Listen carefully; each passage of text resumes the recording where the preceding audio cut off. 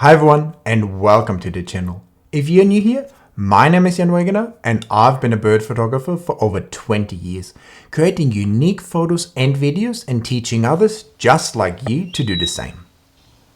Today we're going to work on some tricky to edit high ISO RAW files. And since there's been so much talk about the new Canon R5 Mark II and the image quality and dynamic range at high ISO files, we're going to be using some high ISO images from that camera to see how bad it actually is.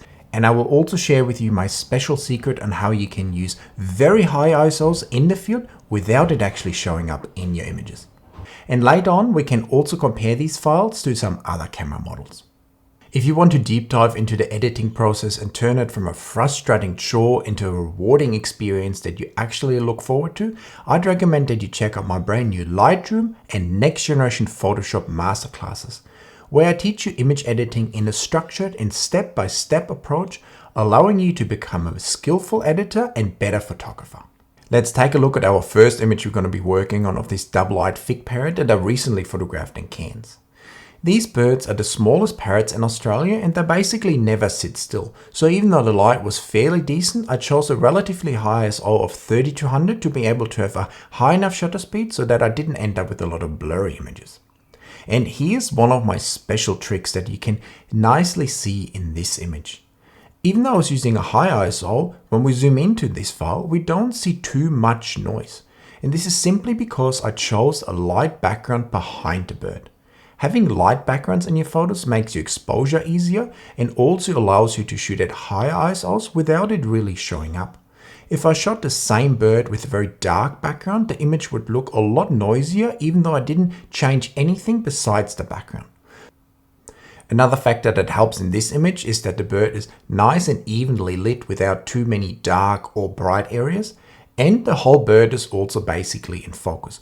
The more the bird is in focus, the sharper the image is, the easier it will be for the noise reduction software to remove the remaining noise in the image. If you have a lot of dark and out of focus areas in your image, it will be a lot harder to maintain nice detail in those areas. I will use Camera Raw to convert this first file because I know I will do some removal work on this image, and then using Photoshop will get me the best and cleanest results. There's many different RAW converters out there and I'll be using different ones throughout this video, but my go-to ones remain Adobe Camera Raw and Adobe Lightroom. To get the best results from our high ISO RAW files, we definitely need some software helpers like DxO Pure Raw or Adobe Enhance. These two are definitely my go-to. Topaz Photo AI, for instance, doesn't seem to support the R5 Mark II yet, and in the past I seem to have always gotten the best results from either Adobe Enhance or DxO Pure Raw. In this case, I'm using DxO Pure Raw 4, but if you like DxO Photolab, for instance, it has the noise reduction feature built into that program as well. In general, which program you prefer to convert your RAW files really comes down to personal preference. There is slight differences between the different programs like Camera Raw and Lightroom and DxO Photolab, but in the end, the results are fairly similar. One thing I noticed where Adobe in particular is very good is the recovery of highlights, because they seem to be able to recover the highlights just in the brightest part of the image without affecting the image as a whole. And if you want to try out some of the other programs like DxO Photolab 8 or DxO Pure Raw 4, for instance, I've linked a few download links for you down there in the description and also a special discount code. Using these noise reduction softwares has become really easy and it's usually just a couple of clicks away. With Adobe Enhance, for instance, all we need to do is open our image in Adobe Camera Raw or Lightroom, right-click, go to Adobe Enhance, and then usually I like to use a strength of about 50%. And when I'm using DxO Pure Raw 4, I usually like to use either the Deep Prime or the Deep Prime XD2, and then I set the lens softness to soft, and I want the output format to be a DNG. So you see, whichever program you use, it's pretty easy to set up and you just have to click and wait and then you have a new and nice noise-free DNG file. And if we look at these files side by side, we can actually see that Adobe Enhance and DxO Pure Raw 4 basically give us an identical result in this file. Now this image has nice and crisp details that are quite easy to denoise, so you expect a good result, but it's good to see that both programs basically work in the same way. So now that we have a beautiful noise-free DNG file, it's time to open up in Photoshop, make some adjustments to that DNG file, and then transform it into a beautiful final image by removing a few items from the image and balancing out the light and colors overall. Now, because I want to show you a few more high ISO examples, I don't want to make this video too long or too complicated. I'm not going to show you the full edit now, but I will definitely make some more editing videos down the track where I teach you how to balance out your images, how to remove items from your images, and much more. So make sure to subscribe to the channel to not miss out on these. And of course, you can also check out my Lightroom and Photoshop masterclasses where I teach you everything I did to this image or will do to this image and many more step by step. And you also get my raw file so you can edit right alongside me. So on this image in particular, what I will do is I'll open it up in Camera Raw, make a few tweaks to give me a nice balanced foundation for the editing process in Photoshop. And then once the image is open in Photoshop, I first will start to remove the branch behind the bird, the leaf overlapping with the bird's belly, and also remove some of the fix on the bird's beak that look a little bit too messy for me. Once that removal work is done, I will do a selection of the bird and the background so I can treat the two individually. I want to add a bit more saturation to the background. From there, I will use a selective color layer to make the bird a bit more lime green. And after that, I will do a curves layer where I do an S curve to add a bit more contrast to the image. And then in no time, I will have a beautiful final result. I've prepared two golden bowerbird images for you that I also recently photographed in Far North Queensland, where the ISO becomes critically high and we can also see a clear drop off in image quality. And these birds build these amazing huge boughs that are as tall as me out of tiny sticks and then decorate them with beautiful little lichens. So a pretty impressive bird and also a difficult one to photograph because it loves living in a deep dark rainforest. So high ISO is a must to get any sort of shutter speed and sharp enough images. The first image was taken in somewhat decently bright light with a slightly lighter background and ISO 6400, whereas the second image was taken when it was quite dark and a quite dense rainforest at ISO 12800. And when we zoom into these images, we can also see a clear difference in noise performance on the R5 Mark II between ISO 6400 and ISO 12800. Now that's no big surprise of course, but there's a clear drop off on the R5 Mark II between ISO 6400 and ISO 12800. And compared to the original R5, I feel like it's almost one stop worse. The original R5 at ISO 25600 almost gave me a similar performance to what I now get out of the R5 Mark II at ISO 12800. The files are still usable, but it's definitely more tricky to work on them. I opened these images in Lightroom because here we don't have to do too much editing or any removal work, and I wanted to show you a different program to use as well. So when it comes to actually removing the noise from these images, I want to run them through DxO Pure Raw 4 and Adobe Enhance, and then we can compare the results. To get the noise reduction software started, it's actually quite simple in Lightroom. All we need to do is right click on the image and either go to Enhance, and I will run it at about 50% strength again. Click Enhance. That will give us our DNG file. And we can also start DxO Pure Raw 4 from Lightroom. So all we need to do is right click, export, and then preview and process with DxO Pure Raw 4. And here I will run it with my sort of standard settings again. I think the DPROM XD2 will do a good job, but sometimes I prefer the normal DPROM because it's a little bit less aggressive and sometimes leaves a little bit more detail. So we might try that out here. Go to DPRIME, leave those standard settings, and then go to Process. And then that will create a DNG file in the same folder that our raw files are in, and we can open that up in Lightroom quite quickly. And if we compare these results side by side, now I think Adobe Enhance did a good job, but it struggled to maintain any sort of detail in the bird's throat. It looks pretty sort of washed out. And DxO Pure Raw in the DPRIME mode actually maintained a little bit more detail. There's some color bleeding on the bird's head into the background around this area here on the DxO file, whereas we don't have that on the Adobe Enhance file, but overall, I think there's slightly more detail in the DxO file. So at these very high ISO levels, DxO Pure Raw 4 often has a little bit of an advantage. But if we go to the DPROM XD2 mode, then I think I prefer the Adobe Enhance result and the DPRIME normal mode, because I feel like the DPRIME XD mode is actually going too strong for me in removing too much noise and also removing that detail.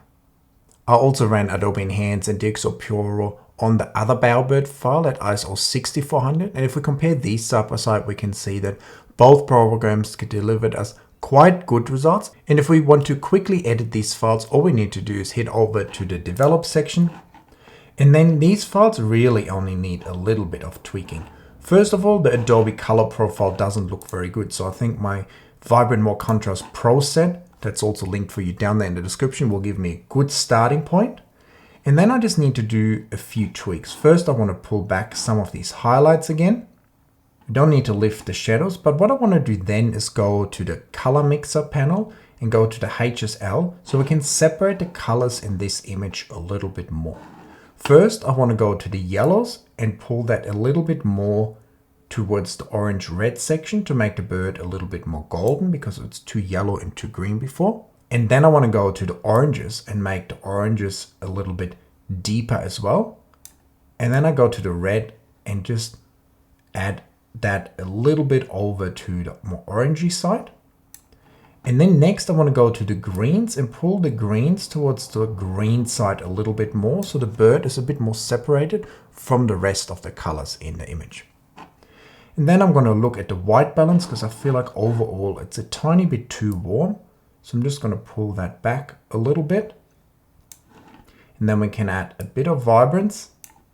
We can also scroll down to our detail panel. So we hold down the optional Alt key, drag the slider for the masking over to around 50% in this case, so the background is excluded from the sharpening. And then I just scroll up and go to the tone curve and also do a little S-curve adjustment to brighten the upper third and then pull it down the lower third, not too much.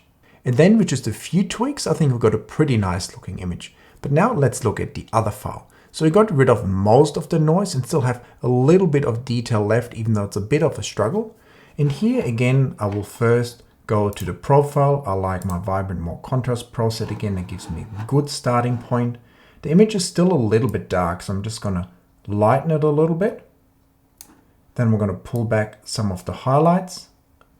It also feels a little bit green to me, so I'm going to go to the tint and I'm just add a little bit of a purple tint to it. Make it also ever so slightly warmer. Add a bit of vibrance. Now I think I actually made it too warm, so pull that back slightly. And I also want to lift the shadows a bit to give me a bit more detail on the side of the bird here. And then we can also do a curve, brighten it a bit, pull back some of those areas, not too much. Now with these basic adjustments, this image looks quite good already, but I want to give it a bit more mood and feel by darkening the bottom and the left hand side and adding a bit of a light coming in from the upper right hand side, creating that moody rainforest feel. So to do that, we go over here to the right hand side where it says masking, and we're going to create a radial gradient. And you do that by simply clicking into the image and then dragging the gradient to the size and shape that you want. And then I want it nice and large and also have a big feather on it. And then the easiest way to darken down this side will simply be to darken down the exposure. And we can also then move the gradient around and angle it around a little bit to the angle that we want in the area that we think should be darker. From here, I want to also darken down the bottom of the image. So I create a new mask, and this time I go to the linear gradient. And I just drag that up from the bottom of the image to the bottom of the bird. And again, I pull back the exposure, and we can also angle that slightly. So if we click that on and off with the little eye icon here, we can see that we already got a lot more nice sort of darker feel to the image, but I want to take it to the next level now by brightening up the corner on the upper right hand side here to give it a nice glow and to feel like the sun sort of shining through the trees. So for that, I'm going to create a new mask, a new radial gradient, and I'm just sort of going to drag that over the corner here just before the bird. And if it was touching the bird, we could also go here on the right hand side to subtract and go to select subject to make sure that we're not affecting our subject. And now a good trick when we want to brighten up a corner is to scroll down to dehaze and just pull out a little bit of the dehaze that takes out some of the contrast from certain areas and makes it look nice and bright. And now I feel like it's a little bit too light in color, so I just add a little bit of color temperature to this area to give us a nice glow. And if we click this on and off again now, I feel like we nicely managed to sort of turn around the light in the image and giving us a much nicer feel. It feels like the sun is now coming up from the upper right hand side, shining onto our subject and fading off into the bottom left corner. So as you can see with these examples, it's not as straightforward as saying the dynamic range and the high ISO performance of the R5 Mark II sucks, because in certain situations you can get amazing results, but then again there's certain situations where the camera also really struggles and the original R5, for instance, gives you better results. If you have nice light, a bright background, and the bird is all nice in focus, you can get away with shooting at quite high ISOs, even 12,800 and beyond. But if you're in a situation where you have a very dark bird, you're in a dark environment, and you have to use high ISOs to get decent enough shutter speed, and you're dealing with low lights and sort of underexposed parts on the bird, that's where the R5 Mark II will definitely struggle and becomes harder and harder to get enough detail into those dark areas, and it will require a lot more tweaking and editing to still be able to get some good results out of those files. So compared to the original R5, for instance, it's much easier to photograph in low light with the R5 Mark II because the autofocusing performance is so much better. But then when it comes to getting the ultimate image quality, the original R5 has a small edge, for instance, because we can get a bit more detail out of darker underexposed areas at higher ISO levels. And we can actually find the same issue in many of the latest camera models that have a fast stack sensor, whether it's the Nikon Z6 Mark III or the Z8 or the Z9 or the Sony A9 Mark III. All these cameras have a nice and fast stacked sensor just like the R5 Mark II, but at the same time, these cameras also have a little bit less dynamic range and less ISO performance, high ISO performance than some other camera models and some previous models.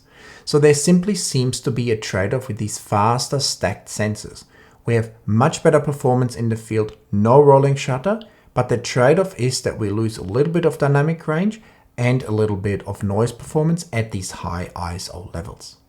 Now in most situations this really doesn't matter, and you saw that we can get great results from ISO 3200 or 6400, but when we push into these really extreme levels, this is where it becomes a little bit more difficult to sometimes get the best possible result with these cameras. If we compare, for instance, the Z8 and the Z9 directly with the Canon R5 Mark II, I think that the performance overall is fairly similar. I might even give a slight edge to the R5 Mark II, but all these files in certain situations clean up very well, but in other situations it's kind of a struggle to get enough detail out of quite dark underexposed areas. So what's the solution to all this if we use some of these faster stacked sensor cameras? Because the performance overall is amazing and we wouldn't want to miss these cameras anymore, especially in low light because the autofocusing works so great. But then we have to find ways to deal with the slight lack in dynamic range and high ISO performance.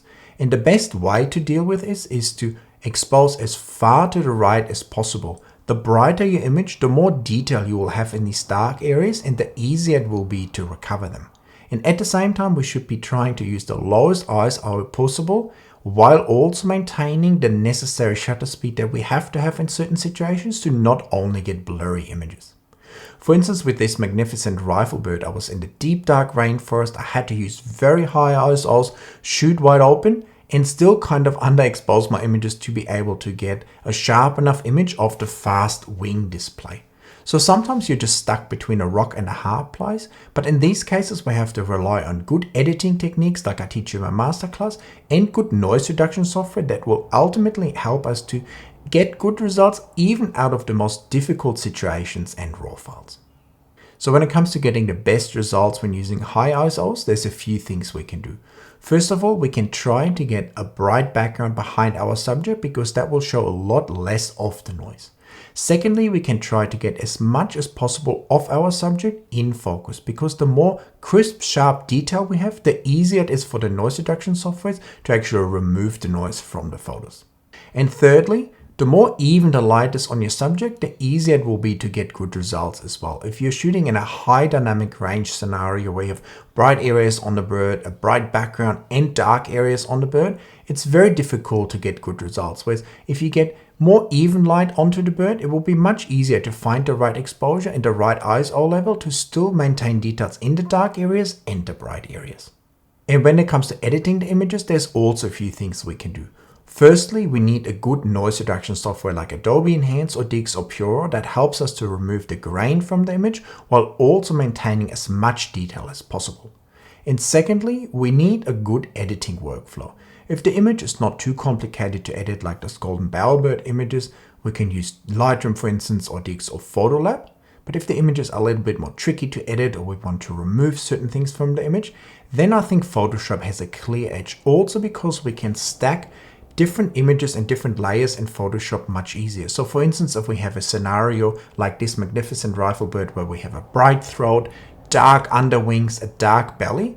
So for that, I usually make a copy of my raw files and I have the same raw file 3 or 4 times and I open it up and I brighten it and I darken it. And then I stack these raw files in Photoshop like I did with this magnificent rifle bird to get all the details in the throat while also getting nice detail under the wings. And then when I stack all these files, I simply do a few layer masks and brush it into the different areas to make sure that I get the best possible result in a very difficult editing scenario. So what are your thoughts on the R5 Mark II's editing performance, the different noise reduction softwares? Do you like Adobe? Do you like Photolab? Do you like something else? Make sure to let me know in the comments. Also give me a thumbs up for this video. Check out my channel membership, my new masterclasses, and hit that subscribe button. And I will see you in another video very soon. Bye.